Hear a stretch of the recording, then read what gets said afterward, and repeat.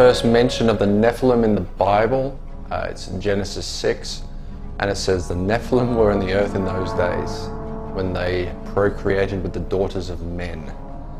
Now, I imagine when the Bible was written, people were supposed to know who the Nephilim were. Which brings up an interesting point, because how were people supposed to know this? Obviously there were other books around at the time that spoke of the Nephilim, and they were since lost.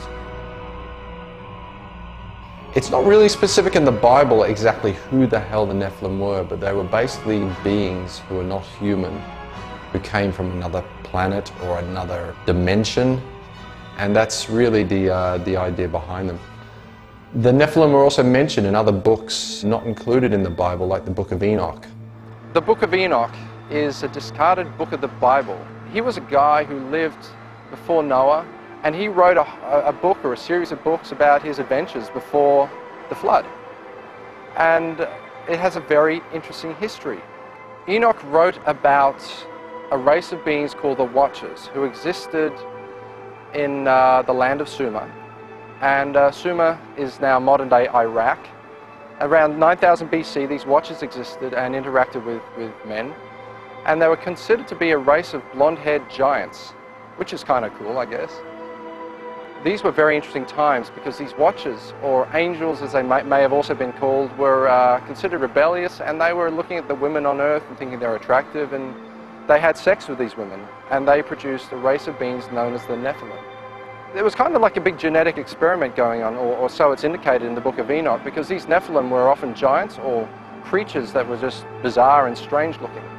And there was a real push in those times for people to prove their bloodline, to prove that they weren't part of the Watchers, or their lineage did not go back to the Watchers. And they thought actually Noah may have been a Nephilim at one point because he was born with blonde hair or he was very white. But he had to prove that his bloodline was not of the caste of the Watchers. And that's why God spared him and his family. So we have to ask ourselves, why is the Book of Enoch not considered a part of the Bible? In Jesus' times, it was considered part of the religious text of the day. Jesus even quoted from the Book of Enoch, and I think pretty much everyone in ancient times considered the Book of Enoch to be a religious and holy document. So many copies of the Book of Enoch were sent to Ethiopia, and they were rediscovered, I think, in the 1770s. Modern man took it and translated it, and there's been many versions of it that exist. And they compared the modern translation they have to fragments they found in 300 BC and found it to be pretty much identical. So whichever way you look at it, if you believe it's the Word of God or not, that's beside the point. It's an interesting historical document, and it tells some pretty spooky stuff. A lot of stuff I think has been cut out of the Bible, which maybe should have been kept in.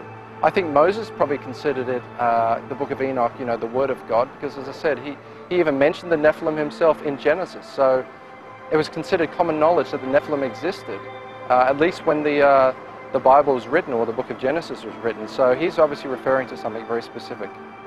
And the interesting thing was, the Nephilim, as it says in Genesis, were not wiped out. They existed after the Great Flood as well. So, I mean, there was a lot of strange things going on that are kind of mysterious to us. And that's why I think the whole thing's very interesting, and it's worth investigating and studying.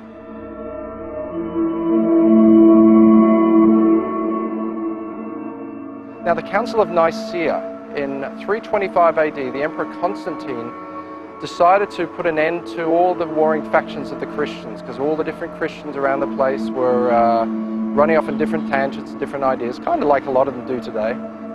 There were some Christians who believed there was reincarnation. There were some Christians who believed that Jesus was a man. Some Christians believed Jesus was God. And he decided to unite all of the faiths and all of the books of the Bible into one New Testament. At that time, the Council of Nicaea took a lot of the books and rejected a lot of the books, things like the Gospel of Judas, the Gospel of Thomas, and other, I guess, historical works, and they were kind of discarded and thrown away. And many of these books were lost for a long time until the Dead Sea Scrolls were discovered. The Dead Sea Scrolls were basically a collection of books that were put aside by the Essenes, and it's interesting to note that a lot of the Gospels that were banned were Gospels that spoke about angels and Nephilim and Watchers and similar sort of beings.